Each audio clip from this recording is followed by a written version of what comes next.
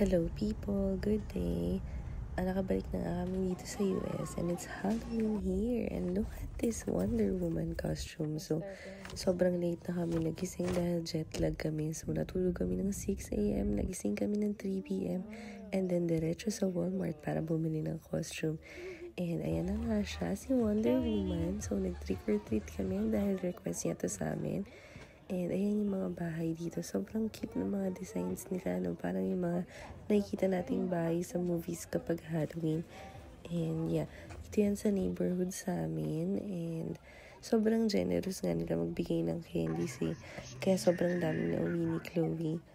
Usually may pinupuntahan pa kami na Halloween party bukod sa nagtitrick or treat si Chloe. Pero dahil super jet lag kami ngayon, hindi kaya.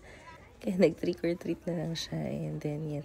Tuwan-tuwa talaga ako sa neighborhood na to kasi super effort sila sa pag-decorate kapag Halloween. And then yan, tapos na kami. So, diretso na tayo sa In-N-Out para mag-dinner, of course. And then, yung mga nakuha niyang candies and then ito yung order namin. So, gutom na kami ng time na yan. And meron pa kaming strawberry shake. So, yan, sarap na sarap siya. And then, ito yung mga nakuha candies ni Chloe. Super dami. So, yeah, yun lang. Please don't forget to like and subscribe. Bye! But why do I always feel like I'm in the twilight zone and I always feel like somebody